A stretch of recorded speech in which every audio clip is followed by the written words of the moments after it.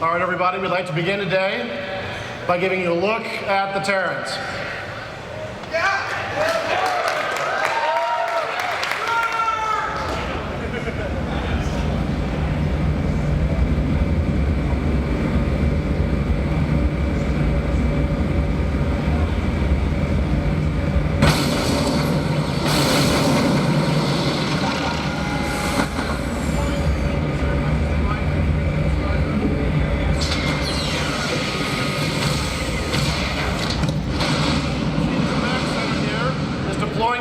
This is a new ability in Starcraft 2 that allows the Terrans to rapidly redeploy their forces on the battlefield.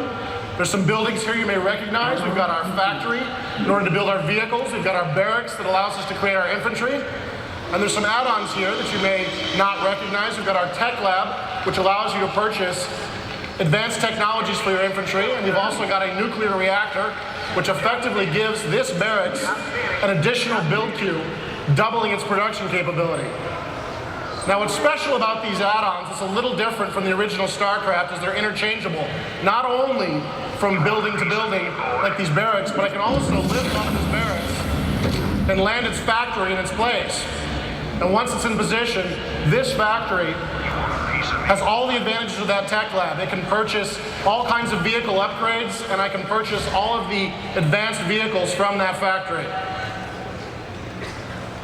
Now, base defense are still very important to the Terrans. We've got our bunkers here, which you can see, which we'll go ahead and load up with our Marines.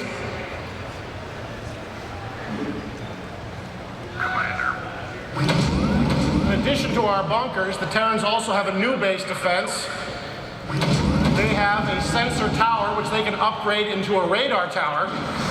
And this radar tower allows the Terrans to detect enemy forces moving in the fog of war. This allows the Terrans to have advanced knowledge of enemy movements, to detect enemy ambushes, and to redeploy to meet new enemy threats.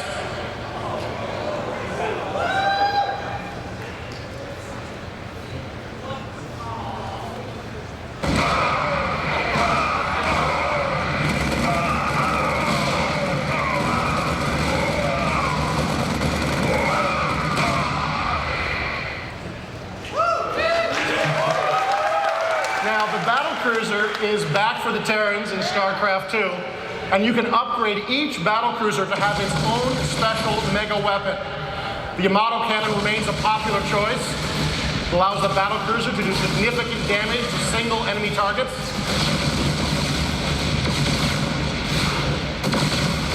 Another choice allows you to upgrade the battlecruiser to have plasma torpedoes.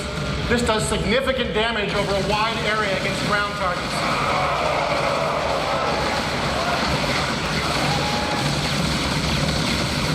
There's a lot of battle cruisers approaching our base there. We're going to need to bring in our Vikings. This is a new tactical fighter. Fires 2 missiles. It's very effective at dealing with enemy capital ships.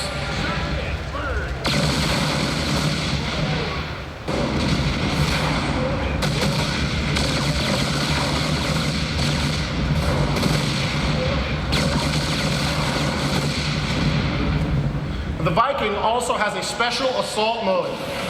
He can morph himself into a ground unit to engage enemy forces from the ground, and this gives the Viking a lot of tactical flexibility. You can imagine all of the different ways you might use this on the battlefield. You can use it to avoid enemy aircraft fire, or you can use it to make sudden and surprise attacks on enemy bases.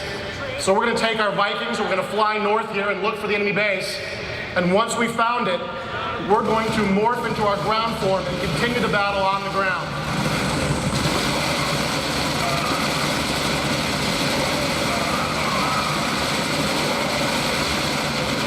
Viking is a very flexible unit.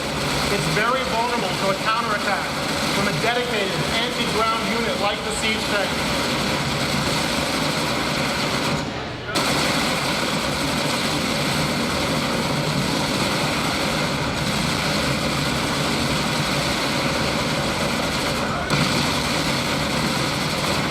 These Vikings just can't stand up to that kind of firepower, and we're going to have to lift off in order to escape.